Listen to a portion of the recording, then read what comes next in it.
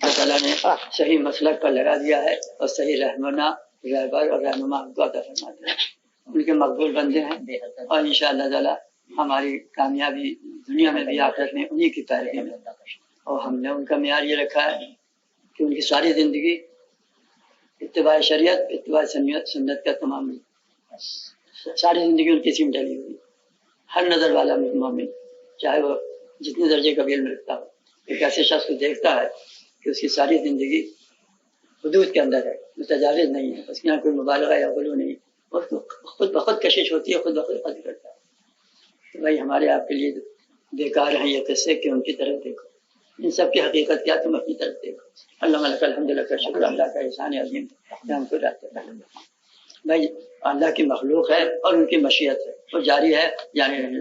ہمیں حکم یہ ہے کہ جو دولت ایمان کی اور ایمان کی اور اپنے بزرگوں کے ساتھ وابستگی کی تمہیں حاصل ہے اس پہ شکر ادا کرو اور اللہ تعالیٰ کا اطاعت و بندگی اور اتباع سنت جتنا تم سے بنے آنکھیں بند کر کے کرتے رہو, اور جتنا نہ بنے توبہ کرو استغفار کرو چاہے کہ واسطے خلیج پیدا کرتے تو فنا.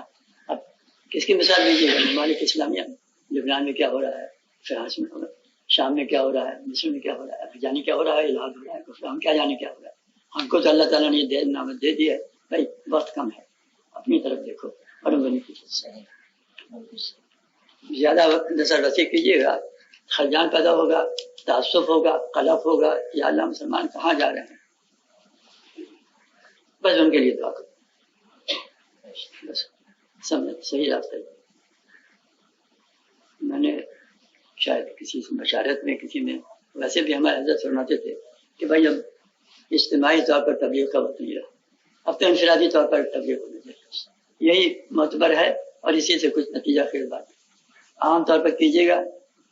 آپ حضرات کے لیے بڑی مشکل, آپ نے قلم اٹھایا اور حق بات واضح کی, چاروں طرف سے ظلمتیں دوڑی, ان کے مولوی صاحب تنگ نظر ہیں, زمانہ شناس نہیں ہے, ترقی پذیر زمانے میں رہتے ہیں, اب تو یہ جائز, ٹیلی ویژن بھی جائز ہے, ریڈیو بھی جائز ہے, کوٹ پتلون پہننا بھی جائز ہے. باقی اس وقت جب تک کہ اقوام ان اقوام کی تقلید نہ کرو گے جو اس وقت تہذیب یافتہ تمدن یافتہ ہیں تو پیچھے رہ جاؤ گے, پست ہو جاؤ گے, غلام ہو جاؤ گے. انا للہ, یعنی ان کی غلامی کرو. مطلب یہ ہے کہ جو دور بدلتا جائے اور اسلام سے منحرف ہوتا جائے, آگے بڑھتا جائے, ترقی پذیر ہوتا جائے, تم بھی اس راستے سے چلتے ہو. انا للہ. یک دیر و محکم دیر, دل آرامے کے داری دل درو بند تیرے چشمہ من صاحب نظر بچی کرنے کی ضرورت, بڑی خیر خواہی کی ضرورت نہیں, پر اتنی خیر خواہی کر لیجیے جو آپ کے دائرے کے اندر.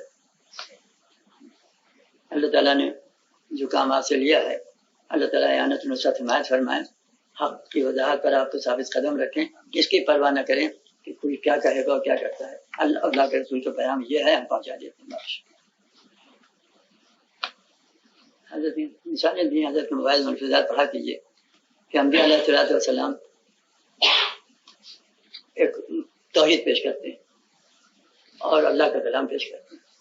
تمام کفار مشرکین اس میں اعتراضات, اوہام, مساوس, خطرات, جانے کیا کیا پیش کرتے ہیں. پھر وہ کسی کا جواب نہیں, پھر وہ اپنی جگہ پر آ جاتا ہے. یہ ہے توحید, یہ ہے وضاحت, یہ ہے حقیقت. اس کی جو میں پیش کر رہا ہوں من جانب اللہ, اس کی حقیقت یہ ہے. اب ظلمتوں کی طرف کہاں تک دیکھو گے, پھر اپنے موضوع کی وضاحت کرتے ہیں, پھر اپنے موضوع اسی پہ ثابت قدم ہے, اسی پہ ان کی تبلیغ ہوتی ہے, ہم اس سے متزلزل نہیں. اور اگر ظلمت کی طرف نظر کیجیے تو ہزاروں فتنے, کس کو جواب دیجیے. اللہ کا شکر احسان ہے, میں اسی کا حق ادا اتباع سنت اتباع شریعت. الحمدللہ ہمارا مسلک بہت صحیح ستھرا ہے, میں اللہ تعالیٰ کا احسان ہے, میں اس کا حق ادا